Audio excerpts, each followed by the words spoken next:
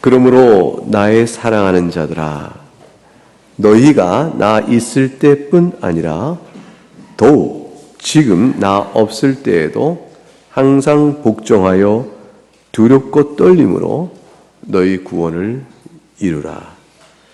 너희 안에서 행하시는 이는 하나님이시니 자기의 기쁘신 뜻을 위하여 너희에게 소원을 두고 행하게 하시나니.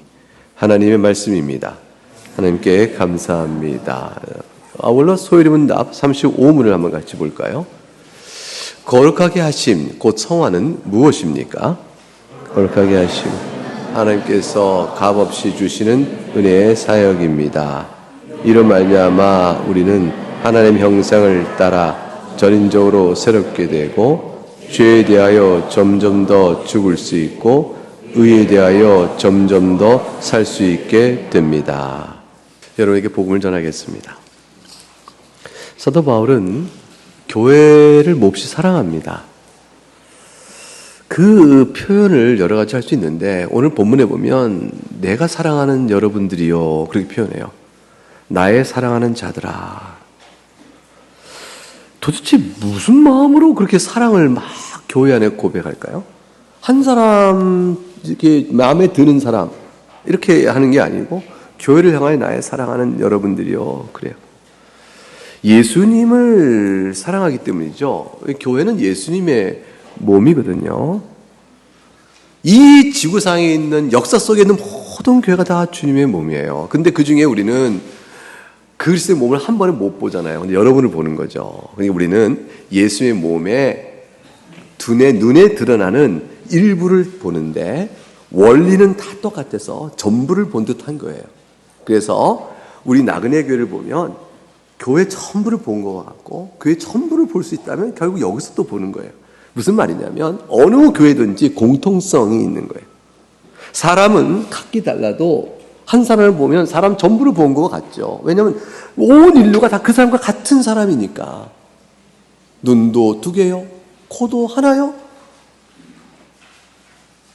더 말하면 좀 너무 어린애 같아서 더 말하겠는데 그렇게 똑같은 거죠. 그래서 아담과 하와 둘을 보면 인류 전체를 본 거죠. 이게 그러니까 사도 바울은 주님의 교회를 생각하면 너무 복받치는 사랑이 넘쳐요. 그래서 거룩한 성도여 나의 사랑하는 자들아 이렇게 불러요. 제가 여러분을 향해서 사랑하는 나그네 교회 여러분 이렇게 말할 때 그 사랑하는 줄치고 질문을 던져보죠. 얼마나 사랑해서 뭘 우리가 사랑하긴 하나 이러고 이제 질문을 던지면 제가 뭐 설명을 좀 하겠죠. 아 사랑해요 어쩌죠. 근데 그게 비교가 안 돼요. 사도 바울은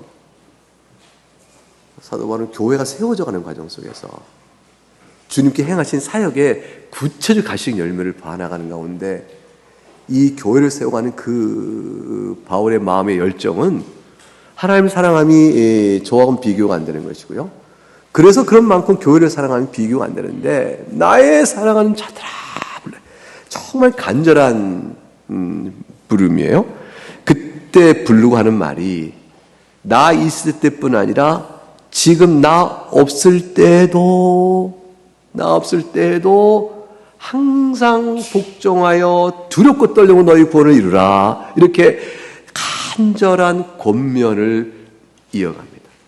그만큼 사랑의 절실함과 진정성을 담아서 이 권면이 얼마나 중요한지 알아? 라고 말하는 거예요, 이게. 그게 대충 말하는 게 아니에요. 제발 좀 이걸 알았으면 좋겠어. 또 그렇게 돼. 여러분 이미 그렇게 하고 있는 거야. 잘하고 있어. 더 한번 해볼까? 이런 거예요. 그 간절한 권면을 놓습니다. 나 있을 때뿐 아니라 나 없을 때도 제발 이 지금 하는 권면은 사람 보고 하는 거 아니에요. 라는 거죠. 사람 보고 하는 게 아니라 하나님 보고 하는 겁니다. 하나님께 여러분에게 무엇을 행하셨는지를 생각하고 하나님을 경외하는 마음으로 내가 있든 없든 보이든 보이지 않든 이 믿음의 줄기를 지켜가세요. 자, 우리는 사도 바울이 지금 있습니까? 없습니까? 없습니다. 사도 바울은 이미 낙원에 가 있어요. 이 본문의 말씀이 우리에게 그대로 오죠. 바울 사도의 목회, 새 교회를 세웠을 때 직접 그분을 배웠고 그분으로부터 복음을 들었던 교회나 그분은 이 낙원에 이르러서 지금 그 가운데 함께 있지 않지만 여전히 우리에게 똑같은 권면이 진정 있게 전해집니다. 하나님의 뜻 안에서. 우리는 사도 바울에게 직접 권면을 받고 있는 거죠. 나 있을 때나 없을 때나 하나님을 경외하는 마음으로. 그런데 그 다음부터 이제 본문이 이제 굉장히 중요해요. 첫째는 항상 복종하되 두렵고 떨림으로 하라 그랬어요. 두렵고 떨림으로 복종한다는 말만 갖다 붙이면 무서워요, 사실은. 편하게 방자에 있지 말고 두려운 마음이요? 뭐가 두렵겠어요? 복종하지 않으면 벌 받는다. 이거 혹시 두려움 아니야? 떨림. 왜 떨려요? 내가 뭐 잘못한 게 없을까? 더 복종해야 되는데 혹시 내가 놓치는 거 없을까? 이 두렵고 떨림으로 복종한다는 얘기는 상당히 무겁고 이 율법의 종로릇 하는 자의 눌림이 아닐까? 근데 왜 바울사도가 이런 말 하나? 이런 생각을 할 수 있겠죠? 그런데 사도 바울이 그 얘기를 하는 것이 아니에요. 여기서 말하는 두렵고 떨림으로 복종하라는 말은 너희가 불순종하여 받을 형벌이 얼마나 무서운지를 알아? 지옥 가고 싶지 않으면 이렇게 해! 라고 말하는 게 아니에요.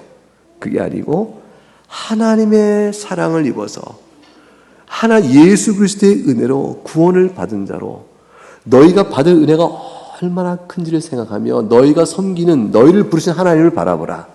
너희가 부르심 받은 그 하나님은 거룩하신 분이요 만물을 지으신 분이요 만물을 다스리는 주권자이신데 그 하나님 앞에 너희가 자녀되어 부르심 받아 그 하나님과 교제할 때 어찌 죄에 있었던 마음처럼 나태한 마음으로 살겠냐. 그 받은 바 은혜에 따라 너희가 섬기는 하나님을 생각하라. 하나님 베푸신 은혜를 생각하라. 그분을 경외하라 하는 게 이때의 경외는 형벌의 두려움의 경외가 아니라 자녀된 은혜를 입은 자가 아버지를 향하여 나가는 경외심이에요. 그러니까 이 경외심은 아주 특별하여 탕자의 비유 속에 나와 있는 큰아들과 작은아들이 있어요. 큰아들은 어려서부터 아버지 명을 하나도 어김이 없다고 말한 그런 아들이고요. 둘째 아들은 원래 성격이 부실해. 부실하다는 말이 정확한가요? 원래 질서가 없어. 원래 마음대로 좀 하고 싶어. 그러니까 아버지 생전에 유산 갔다가 그 유산 살아생전 유산을 갖다가 다 허랑방탕 탕진하고 돌아온 아들이에요. 자, 누가 아버지를 경외할까요? 누가 아버지를 경외할까요? 일단은 큰아들이 아버지를 경외한 거죠. 아들이 주장했어요. 내가 아버지의 명령을 하나도 어긴 것이 없건을 경외심의 중요한 증거가 됐죠. 그런데 그런 경외심만 말하는 게 아니에요. 이 탕자가 모든 것을 탕진하고 그 가운데서 자신이 이제 죽게 되었구나 싶은 비참한 처지에서 자기를 돌아보니 아버지가 생각나는 거지. 아버지께 돌이켜 회개하며 하늘과 아버지께 내가 죄를 지었나다라고 말하며 통곡하고 아버지 앞에 찾아가는 거예요. 아버지 찾아가는 걸음이 이렇게 걸었겠어요? 기어가는 걸음이지. 한 걸음 내딛기가 부끄럽다고. 그러니까 겨우 내딛는 거지. 그러면서 기어가듯이 아버지 앞에 가. 그래도 아버지 앞에 가는 거죠. 용서를 구하면서. 그때 아버지가 이 아들을 기다리잖아요. 그 아들을 품어주시죠. 이해할 수 없는 아버지의 사랑이 거기서 설명돼 나가요. 근데 어떤 분이 그러더라고요. 나라도 그 아들이 돌아오면 용서하죠. 원래 부모가 그런 거 아닙니까? 그렇게 얘기해요. 몰라요. 그런 아버지, 그런 아버지. 저는 그걸 못할 것 같아요. 나 살아생전에 돈 달라 가지고 유산 갖다 다 먹고 그 의지가 내가 돌아오면 산 거지인데 그러고 아들아 그러고 그냥 금가락 빼주고 옷을 입고 막 이래요. 이놈 이제 왔느냐. 저 문 밖에서 한 열흘 더 있어라. 뭐 한 달은 더 있어라. 그 밥이나 갖다 줘라. 죽진 않게. 그리고 이제 깨달았느냐? 이렇게 묻고 이제 네가 깨달은지 돌이켜보고 따지고 해서 이제 합격되면 들어오고 뭐 이렇게 하지 않을까? 예. 네, 이 아버지는 안 그랬어요. 그냥 받아버리잖아요. 그냥 받아버리는 아버지는 이해하는데 한참 걸리고요. 제가 진짜 이해 안 가는 건요, 재산 떼주는 게 이해 안 가요. 저는 절대 안 떼줘요. 이 아들이 어떤 아들인지 내가 알잖아요. 그저 살아있는데 내 재산을 달라고 그래요. 그거 줘봐야 뭐예요? 다 통제할 거 뻔하잖아요.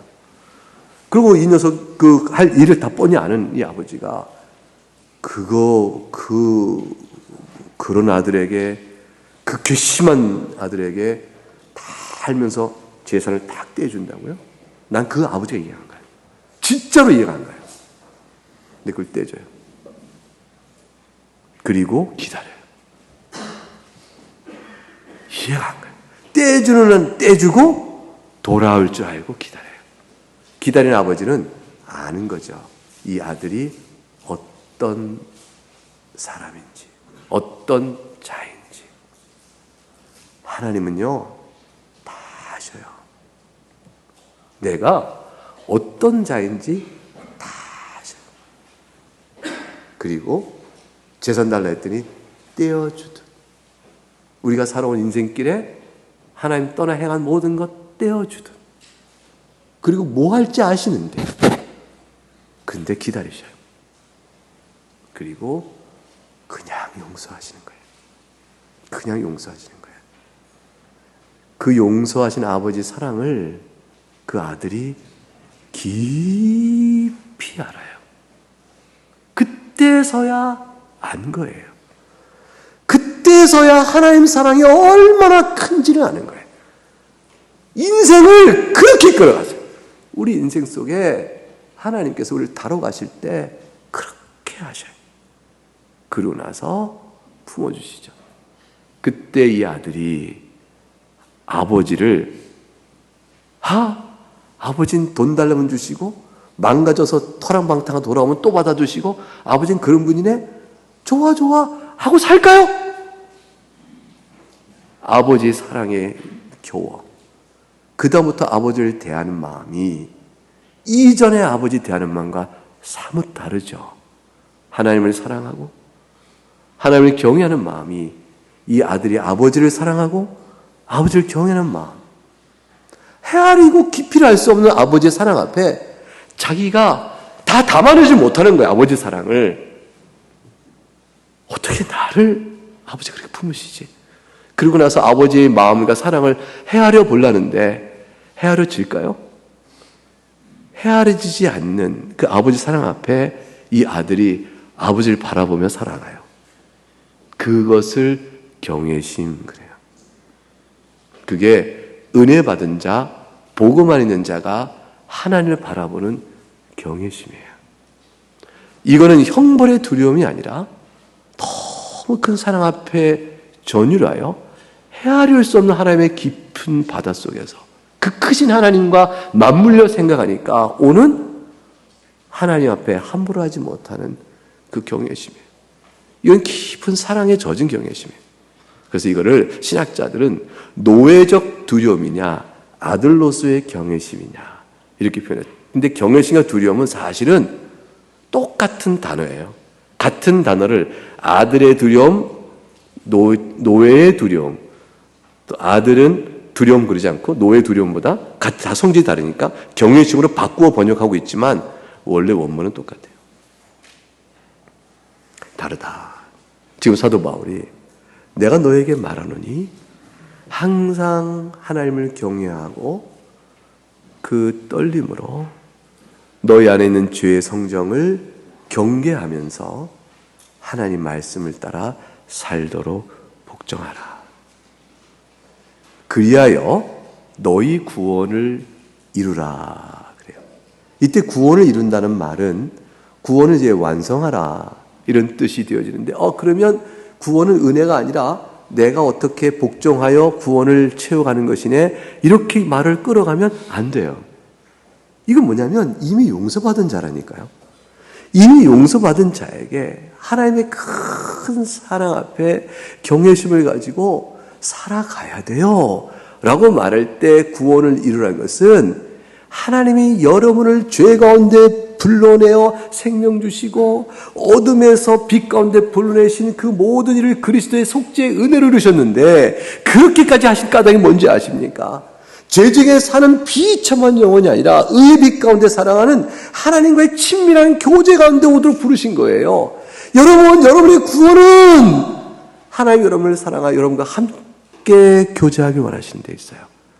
구원을 이루라는 것은 하나님과 친밀한 화목한 교통을 이루어가며 살아라라는 거예요. 이 구원의 맛을 보라는 거죠. 구원을 누리라는 거죠. 이 구원을 누리는 성질을 가리켜서 신학적으로 뭐라고 하냐면 거룩함을 이루어가는 것이다 이렇게 얘기했어요. 이게 성화예요. 이 구원을 이루라는 것은 이미 주어진 은혜의 구원에 대한 열매요 빛깔이에요. 빛깔. 색채예요. 구원받은 자는 이 빛깔을 내게 돼 있고요.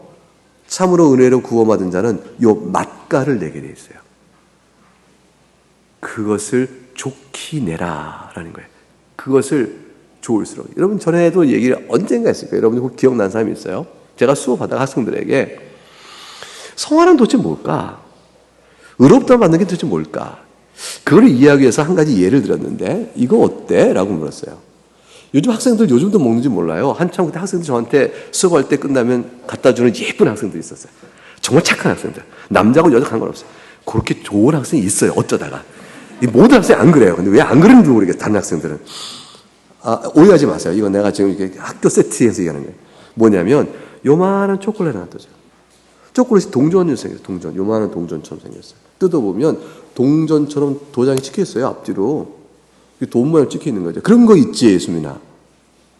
너 거기 끄떡끄떡 있잖아. 지금 그런 게 있다는 식으로 했는데 물어본 거야. 있어, 없어? 있어? 먹어봤어? 근데 이게 말이에요. 초콜릿 겉봉에 순도 70, 순도 88, 77? 뭐 이런 식으로 순도가 써 있어요. 그러냐? 하균아? 못 먹어봤니? 아이, 이런. 선생님 해라. 그게 있어요. 그래서 순도가 99, 9, 7, 8, 88 이렇게 써 있어요. 근데 그게 먹어보면 달라요. 모양은 똑같은데요. 먹어보면 순도가 진한 거는 진짜 초콜릿. 써! 이럴 만큼 진짜 초콜릿이에요. 어떤 거는 달달하게 그냥 쑥쑥 먹어요.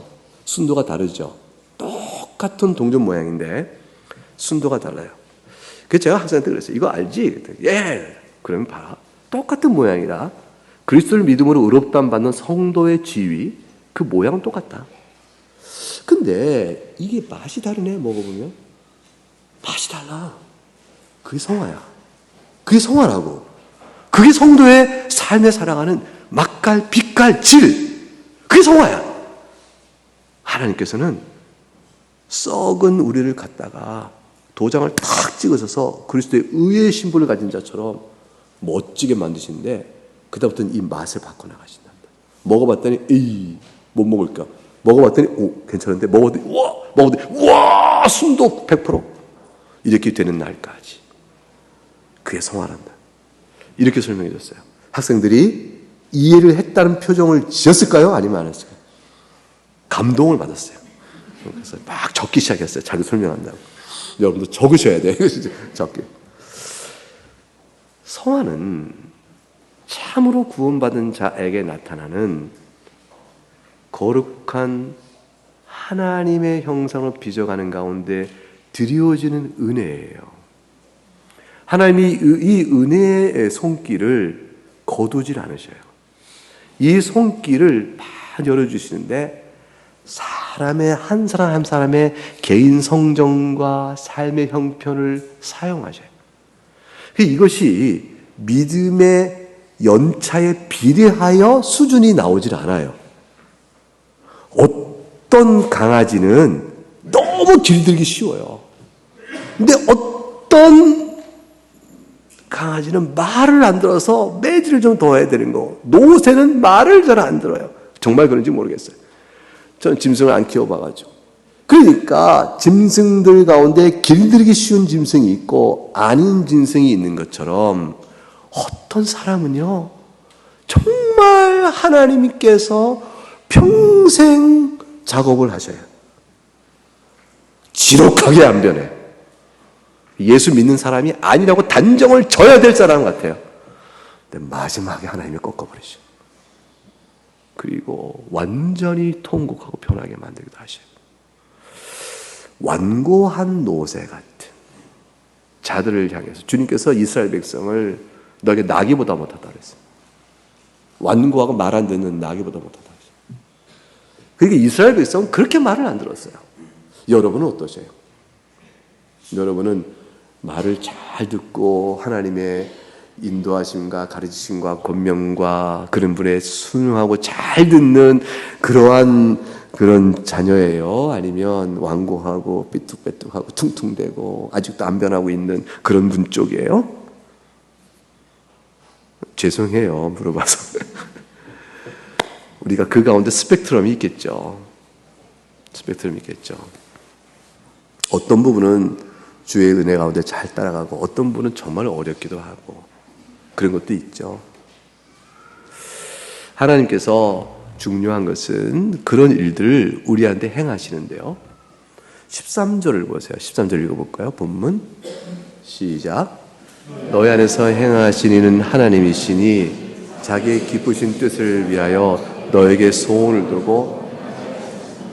근데 이런 일은 어마어마한 일의 변화가 여러분은 어느 쪽이에요? 아까 내가 물었을 때 저는 하나님의 말씀대로 잘 순화되어 변화하는 정말 말 잘 듣는 착한 강아지 같죠. 이렇게 얘기를 언뜻 못 하시잖아요. 희균이 정도는 할까? 그치? 너는 무슨 잘못한 게 태어나서 있겠니? 하나라도? 혹시 있을까요? 우리 가운데 이 질문 앞에서 얼른 예라고 말을 못해요. 우리는. 바울 사도는 할까요? 말 못한다고. 바울 사도. 죄인 중에 괴수예요. 이게 과거만 말하는 게 아니라 자기가 살아가는 삶 속에서 내가 탐심, 내 안에 죄의 세력이 있다고 고백하는 것은 바울의 현재적 고백이지 과거적인 회고가 아니란 말이에요. 베드로는 언제 그러겠어요? 우리는 다 그 싸움을 해가면서 살아요. 이 싸움에 부르심이 있어요. 그래서 육체의 소욕과 성령의 소욕 속에서 너희는 성령의 소욕을 따라가라. 육체의 소욕을 싸워 이기라. 이게 계속 권면이 주어지는 내면적 영적 상태의 갈등은 평생 안고 있으니까 우리가 어느 때는 은혜에 충만해서 하나님 정말로 좀 하나님밖에 없어라고 말을 막 할 때도 그 진실한 고백이에요. 그 진실한 고백이 거짓이 아니에요. 근데 한 시간 뒤에 딴짓하면은 이도 아까 한 말이 거짓말이지 그렇게 말하면 안 돼요. 그 진실인데 그렇게 우리가 흔들리는 거예요. 우리는 항상 진실돼요. 하나님 사랑도 진실이고 죄를 선택하는 것도 진실이고 이런 가운데 있기 때문에 우리는 항상 하나님만을 사랑하는 참 말 잘 듣는 그런 착한 강아지 같아. 이렇게는 말을 못해요. 내 자신을 돌아보면 그렇게 말을 못해요. 안에 있는 험한 것들이 자꾸 있잖아요. 그런데 하나님께서 그거를 반드시 변화시켜 나가는 일을 하는데 이 땅에 사는 동안 완성된 수준이 100이라면 어떤 사람은 90에 이르기까지 잘 자라다가 낙원으로 가는 사람이 있을 거예요. 이해 쉽게 말하는 거예요. 이 퍼센테이지는 사실 질적 측면이기 때문에 계량화해 말하기 어려워요. 그러나 이해 쉽게 말해보자고요. 어떤 일은 캄캄한 빵점에 시작했는데 겨우 10 정도 왔나? 이 10이라는 게 뭐냐면 예수님 믿어요. 붙들고 하나님 사랑 찬송할 때 막 좋아하는 정도밖에 안 돼요. 그런데도 하나님 회심의 은혜를 주신 거죠. 그래서 요만큼 자라다가 성질 있는 대로 다 부리며 살다가 그냥 세상을 떠날 수도 있어요. 우리 아버지는 도대체 저 성질을 언제 죽이시나? 예수 믿는 사람 같지 않아? 근데 예수 믿고 성령 안에 변화된 열매가 있어야 되는데 저 성질 그대로 갖고 세상 떠나실래나 봐. 변한 게 없는 거죠. 그게 자라는 성장이 적을 수 있어요. 여러분 근데 그거 흠잡을 수 없어요. 왜냐하면 우리 가운데 어떤 성격은 그냥 남아있거든요. 여러분이 가진 성격에 여러 측면이 있는데 어떤 건 순화되고 벌써 성장해서 주님 가까운 모습을 보이는 분이 있을지 모르지만 어떤 거는요 하나도 안 변한 분이 있을 거예요. 그 측면이 두드러지면 그거에 도드라지면 성화가 없는 것처럼 보이는 거예요. 그런데 하나님께서는 그 일을 행하셔요. 그래서 우리를 다 100점으로 수준 똑같이 맞춰서 낙원에 가게 하시는 그런 건 아니에요. 성화는 다 100점을 만들어 이제는 네가 100점이 되었으니 낙원에 올 때가 됐다. 이렇게 가는 거. 그런 거 아니에요. 우리가 흔히 이런 얘기하죠. 어떤 사람이 일찍 세상을 떠나면 그 하나님께서 이제 낙원을 받으실 만큼 아름답게 신앙생활 하셔서 이제 부르신 거야. 그렇게 얘기할 수가 있어요. 그렇게 그죠? 이미 낙원에 갈 만큼 훌륭해졌다. 그거 아니에요. 그거 아니에요. 하나님 부르시는 것은 그의 주권이에요. 이제 와라. 그냥 데려가시는 거예요. 그 사람이 훌륭해져서 데려가는 거 아니에요.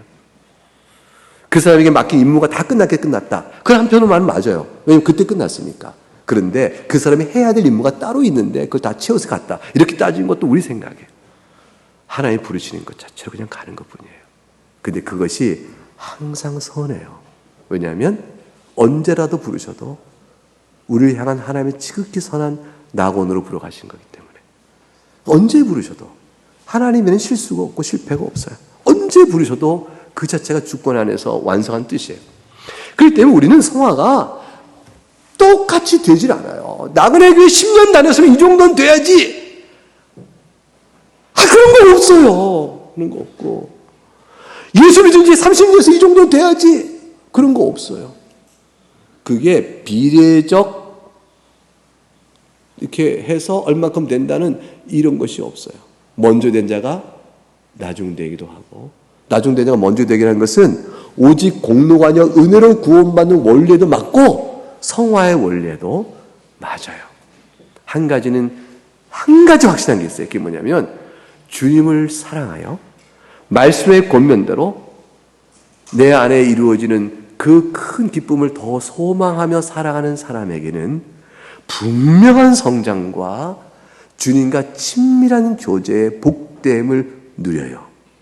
이 원리 하나가 선명해요.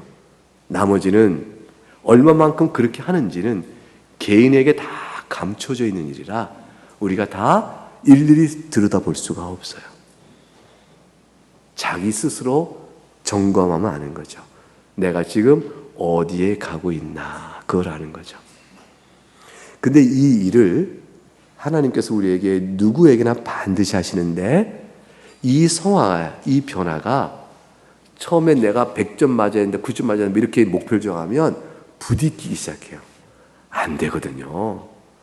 여러분 의지로 하나님 사랑하기 쉽지 않거든요. 작심 며칠이죠? 3일이잖아요. 작심 3일.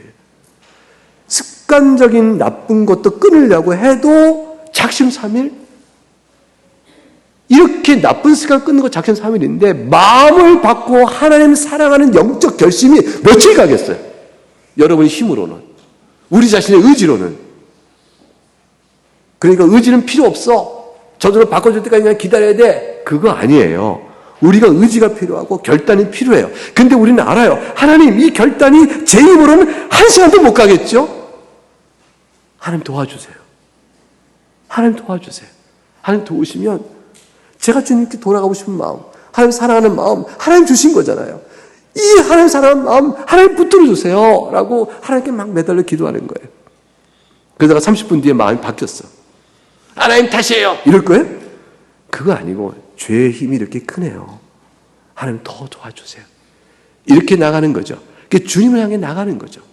이렇게 나가는 일을 계속 하도록 주의 도우심을 붙들어요. 우리는 뭘 하냐면 하나님 사랑하는 것은 하나님의 사랑의 힘을 자꾸 구하면서 하나님을 사랑하는 거예요. 하나님의 사랑을 배워 알아갈 수 있도록 눈을 떠주게 해주세요라고 하나님을 사랑하는 거예요. 그래서 하나님을 사랑하고 싶으면요. 하나님이 얼마나 우리를 사랑하시는지 알기에 힘쓰시면 하나님을 사랑하게 돼 있어요. 하나님 여러분을 얼마나 사랑하신지를 더 밝히 보셔요. 삶이 고단하고 슬프고 짜증나고 어렵고 마음대로 되는 게 하나도 없고 화가 날 만한 일이 너무 많고 분하고 이런 일이 많아도 하나님 사랑을 더 찾아보셔요. 그 하나님의 사랑이 눈에 들어오는 만큼 내가 하나님을 사랑하는 힘과 감사와 찬송이 생겨서 성화의 길을 가고 있는 거예요. 그게 성화의 길을 가는 비법이에요. 그것이 성화의 길 자체예요. 그 길 말고는 없어요. 성화의 길이라는 것이. 여러분, 하나님 여러분을 사랑하셔요. 찾아보세요. 여러분 인생에 대한 지금까지 걸음을 놓고 하나님께 불평불만했으면 다시 돌아보세요. 하나님 사랑을 찾아보세요.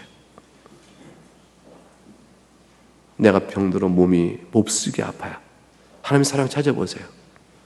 나에게 떠나지 않는 하나님의 사랑이 뭐가 있나? 이 가운데 베푸신 사랑이 뭐가 있나? 굉장히 많죠. 너무 놀랍죠. 내가 아는 내 친구 동기 중에 한 사람은 그 아내가 참 유명해요. 많이 알려져서 이런 말하면 다 아는 분인데 이분은 온갖 병을 다 앓았어요. 그냥 뭐 여성들 많이 아는 유방암도 있었고 그 다음에 그 자궁에도 문제가 있었고 그 다음에 눈도 보이지 실명에 있는 각막, 망막 이게 문제가 있었고 이 뭐 큰 수술을 도대체 몇 개를 받는지 몰라요. 계속 소식 들은 것마다 또 아내 왜 기도죠? 뭔데? 에이 왜 또 그 병이 또 얼마 지나면 이제 괜찮아? 또 오라고 또 오면 또 그 병이 계속 이어지는 순환 속에 있어요. 근데 계속 찬양 사역을 하는 분이에요. 계속 이제 복음성 찬양 사역을 해나가요. 믿음이 계속 깊어지고 좋아져요. 원망과 불평이 아니라 눈물의 감사로 계속 불러요. 자기 하는 찬양 사역을. 이상하죠. 현상은 어려움인데 왜 그런가 했더니 어려움의 그 골짜기 아래서 계속 도우시는 하나님의 손길을 보는 거예요. 그러니까 골짜기를 걸어가는데 도우신 손길을 보니까 그때 병 수술 못할 상황인데 수술이 열어지는 기회를 받는 것. 그게 완전히 낫나요? 안 낫죠. 그 어려운 상황 속에서 도움의 손길이 닿은 것. 그걸로 치유가 됐나요? 여전히 그 병은 후유증이니까 아프지도 계속 치유하고 있죠. 해결된 건 완전히 없어요. 근데 과정 안에서 하나님의 손길을 맛보는 것들이. 그 깨닫는 은혜들. 그것들이 깊이를 더해가고 있어요. 하나님이 지금 불러가시면 거룩한 성화의 길을 가고 있는 사람의 낙원 가는 게 하나도 불행하지 않죠. 삶이 고단하고 아픈 사람이 그렇게 살더라고요. 우리는 사람 모든 삶 속에서 가만히 듣다보는 거죠. 하나님 베푸신 은혜와 사랑이 얼마나 큰가. 계속 그걸 살펴봐야 돼요. 그러면 하나님에 대한 사랑과 고백이 더 깊어져요. 그러면서 그게 바로 하나님과 교제를 하는 거예요. 그게 바로 성화의 길을 가는 거예요. 그렇지 않으면 여러분의 힘과 양심과 인격적 수양과 노력으로 뭔가를 하나님의 말씀을 지켜보려고 힘을수록 성화는 무거운 짐처럼 여러분 짓누를 거예요. 가능치 않은 이유, 원래 영적 원리상 안 맞는 선택을 한 거거든요. 하나님께 언제 여러분을 성화를 그렇게 하라고 그랬어요? 오늘 보시면 요리문답 35문에 거룩하게 하심은 뭐라고 돼요? 첫 줄에 하나님께서 값없이 주는 은혜의 사역. 이 사역은 누구죠? 하나님의 일입니다. 하나님께서 여러분에게 행하신 일이에요. 그러니까 행하신 일에 힘입어 내가 점점점 주를 닮아가는 거예요. 하나님의 형상을 따라 새롭게 되는 것이고요. 전인적이라 했으니 생각과 마음과 선택, 기뻐하는 것, 총 인격적으로 내가 하나님을 사랑하는 게 되어지고요. 죄는 점점점 더 멀리하고 의는 점점점 사랑하는 것으로 내가 바뀌어간다. 이런 일들은 내 힘으로 하는 게 아니에요. 하나님 베푸시는 은혜예요. 그러니까 하나님 베푸신 은혜를 자각할 수 있어야 되잖아요. 그 자각이 뭐냐면 내게 주신 은혜가 얼마나 큰가를 자꾸 헤아리면 베푸신 내용으로 주 앞에 나가게 되어지는데 나를 이렇게 사랑해 주시 내가 어찌 하나님을 사랑하지 않을꼬 받은 것 때문에 그럴 거 아니에요? 받은 것 때문에. 근데 보세요. 탕자가 아버지의 용서를 받잖아요. 용서라는 그 내용 때문에 아버지 그럴 거 아니에요? 아버지 그럴 거 아니에요? 그런데 중요한 건 뭐냐면 이 용서 베푸시는 아버지의 기쁨이에요. 아버지가 용서를 아버지의 도리 때문에 하셨을까요? 이 자식이 이렇게 망해왔어도 애비가 된 도리로서 용서 안 할 수가 없지. 그래 하셨을까요? 아버지의 기쁨이에요. 아버지가 이 아들아 용서하는데 그 용서하는 이 마음이 아버지 본바탕 기쁨으로 아버지 그 자체 아버지 그 자체 솟아나는 기쁨으로 해요. 아버지는 도리에 따라 사랑하지 않으셔요. 하나님은요 도리에 따라 하지 아니하시고 그분 자체의 성질에 따라 하셔요. 그게 그분의 기쁨이셔요. 그래서 오늘 읽은 본문의 말씀에 보세요. 13절 다시 읽어볼까요? 13절 시작. 너희를 행하신 이는 하나님이시니 자기의 기쁘신 뜻을 위하여 너에게 소원을 두고 행하게 하시나니. 자기의 기쁘신 뜻을 위하여 줄치면 이게 마치 이렇게 생각되죠. 하나님께서 우리에게 행하라고 명한 일을 행하는 것을 위하여 계명을 주셨어요.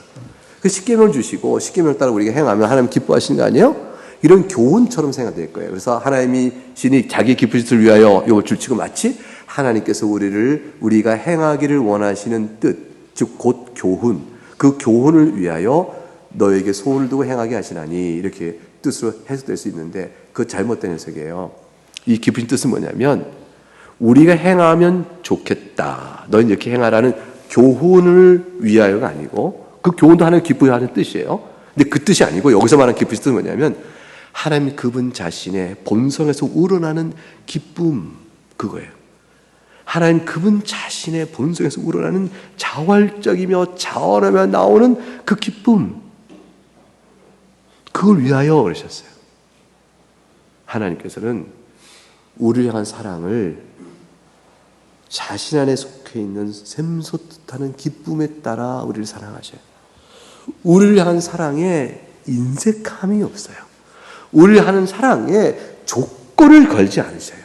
우리를 향한 사랑에 선택적 사랑은 그 자체가 절대예요. 하나님 왜요? 왜 날 사랑해요? 저 같은 이를 왜 사랑해요? 저는 하나님의 사랑을 믿을 수가 없어요. 왜냐면 저는요 사랑받을 사람이 아니에요. 하나님 그래서 하나님 저를 사랑한다면 못 믿어요. 나는 내가 나를 사랑할 수 없는 걸 내가 너무 잘 아는데 누가 날 사랑해요? 저는 하나님 사랑한다 못 믿어요. 그렇게 아무리 바득바득 불신해도 하나님 대답은 딱 하나예요. 내가 너를 사랑하는 게 내 마음이야. 그게 내 기쁨이란다. 그거 외에는 다른 답이 없어요. 이 답을 그냥 주셔요. 그 답 때문에 우리 안에 어떤 일이 벌어지게 하냐면 하나님의 이거로 인해서 하나님 기뻐하시는 모습을 원하고 하나님의 기뻐하신 뜻을 하고자 하는 마음을 갖도록 능력을 계속 부어주세요. 내가 하나님을 사랑하는 마음을 갖고 하나님이 원하신 바를 내가 따라 행해야지, 하나님의 교훈을 내가 실천해야지 라는 마음을 소원하고 행하는 일이 있도록 하나님 능력을 주세요. 그러니까 내 마음에 우리는 하나님을 사랑하면서 내 연약성을 들여다보면서 우린 기도를 이렇게 해야 되는 거예요. 하나님, 제가 하나님을 사랑합니다. 더욱 하나님을 사랑하여 지금보다 더 하나님의 교훈에 일치하고 그리고 하나님 앞에 나를 내어드리는 기쁨의 삶을 살고 싶어요. 하나님 도와주세요. 제 자신을 들여다보니 이런 분이 형편없어요. 하나님 이거를 도와주세요. 이렇게 자기의 안을 들여다보고 연약성을 내어놓으며 하나님 이걸 제가 해볼게요. 기다려요. 이게 아니에요. 하나님 도와주세요. 그렇게 기도하면 도움의 힘을 입어서 한 번은 성공하고 두 번은 승리하고 세 번은 승리하는 일들이 벌어져요. 그 사이사이에 실패가 있다 할지라도 그러면서 승리를 맛보게 하십니다. 신앙고백서 13장에 가게 되면 거룩하게 하심이라는 성화의 부분을 이렇게 설명해 놨어요. 좀 더 자세히 설명했는데 같이 읽어보겠습니다. 시작. 효과 있는 부르심을 받아 중생하여 자신 안에 창조된 새 마음과 새 영을 가진 사람들은 더 나아가 그리스도의 죽으심과 부활의 능력으로 인하여 또 그분의 말씀과 이들 안에 거하시는 성령 하나님으로 말미암아 실제로 또 인격적으로 거룩하게 하심을 받는다. 즉 온몸에 대한 죄의 지배는 파괴되고 그것으로 인한 여러 욕정은 점점 더 약화되며 죽게 된다. 그리고 이들은 모든 구원하는 은혜 안에서 점점 더 살아나고 강해져서 참된 거룩함을 실행할 수 있게 된다. 이 거룩함이 없이는 아무도 주님을 뵙지 못한다. 모든 성도에게 반드시 열매가 있다. 그런데 참된 거룩함은 완성된 것을 의미하는 것이 아니고 하나님 앞에 내어놓고 기도한 그 응답으로서의 진정한 거룩함을 의미하는 거예요. 그래서 부족하고 연약하지만 변화가 되는 겁니다. 넘어짐은 있지만 지배는 당하지 않는 것이죠. 욕정은 살아있지만 약화되는 것이고요. 어느 욕정은 더 이상 이 생에서 작동치 않을 만큼 강해지기도 하는 것입니다. 이 모든 것들이 창조된 새 마음과 새 영을 부어주셔가지고 회심에 이르도록 불러내셔서 이루어가시는 하나님께서 지금 여러분 가운데 일하시는 내용이에요. 예외 없어요. 여러분이 전부 그리스도 믿는 신자일진데 여러분 심령 속에 이 일을 지금 하나님이 하고 계셔요. 가슴을 만져보세요. 하나님 지금 하고 계셔요. 어제는 어떻게 하셨나요? 하나님께서 여러분에게? 여러분 마음에, 여러분의 삶 속에, 여러분의 지식 속에, 여러분의 소원 속에 하나님 지금 어떻게 하셨어요? 생각을 떠올려 보세요. 하나님께서 내 안에서 무엇을 소원하게 하셨고 무엇을 행하게 하셨을까?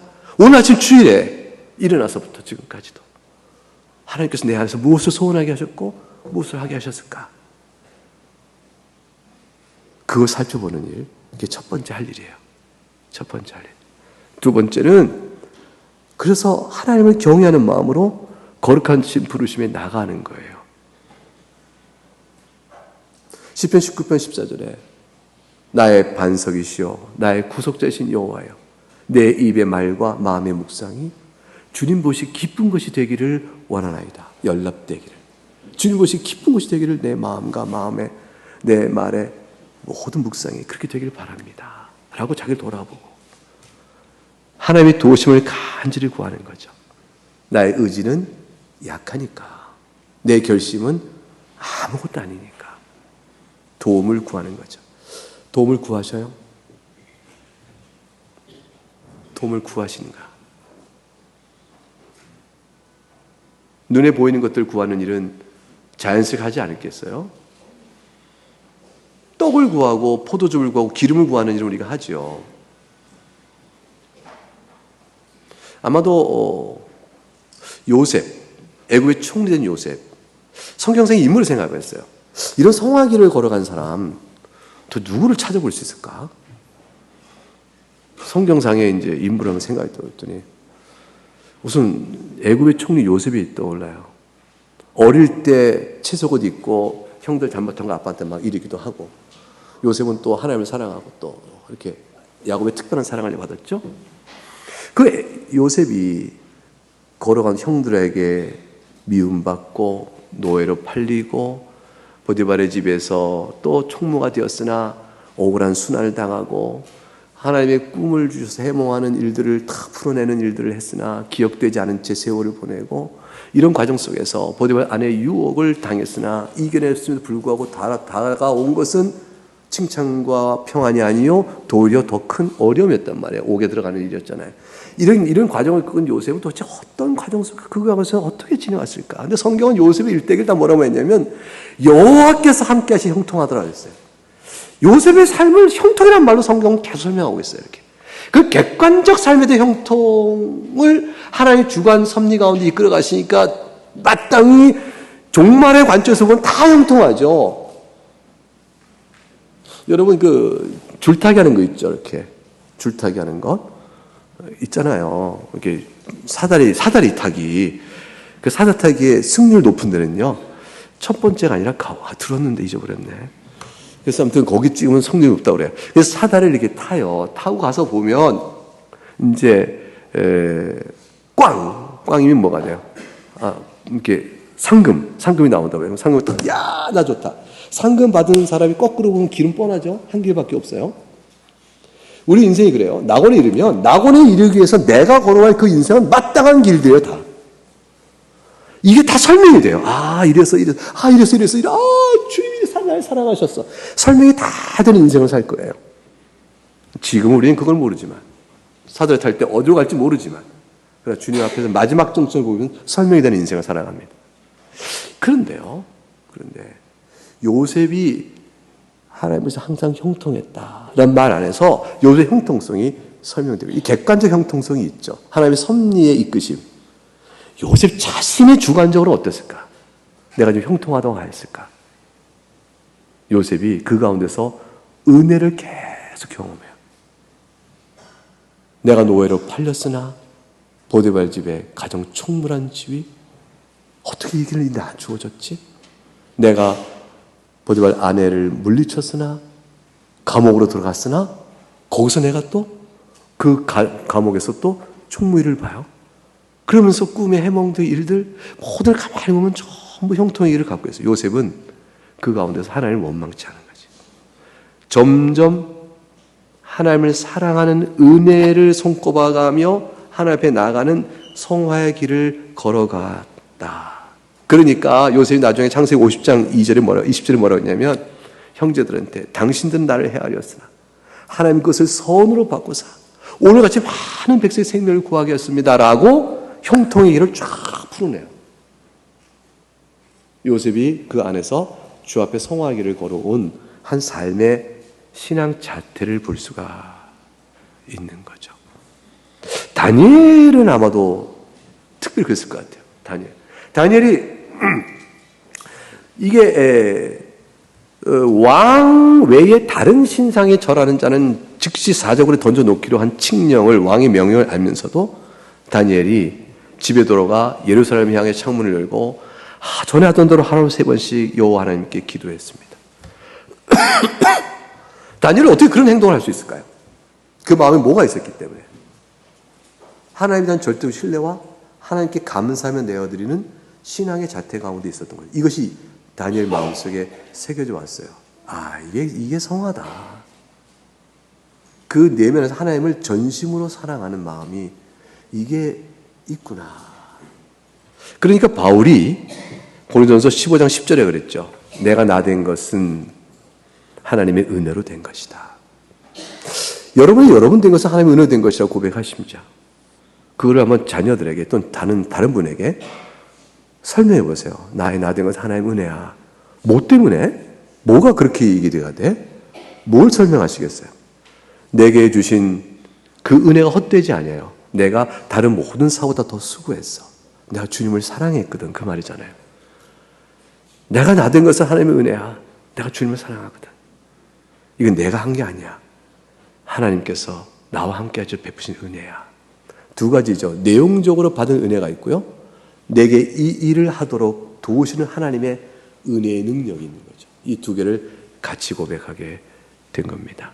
성화는 우리를 죄 가운데 용서하신 하나님의 의롭다 하신 놀라운 사실 앞에 너무 감격하면서 주님을 사랑하는 마음이 더욱더 우리 안에서 생성되도록 하나님이 일하시고 있다는 사실을 자각하고 그 하나님의 도움을 더 구해가는 그런 엎드림이 우리 편에서 이루어져 나갈 때 성장이 이렇게 되어갑니다. 여러분, 이거는 즐거운 일이에요. 이거는 평안의 일이에요. 이 글은 해볼수록 평안과 위로와 안위와 기쁨과 즐거움을 줍니다. 찬송하겠습니다. 사랑교회 여러분, 각각 주 앞에 기도하겠습니다. 오늘 선포된 말씀이 여러분에게 어떻게 들립니까? 여러분은 주님을 사랑하시죠? 그 사랑을 고백하면서 말씀이 여러분에게 주어진 교훈대로 한번 살피고 간구해 보시면 어떻습니까? 함께 기도하겠습니다.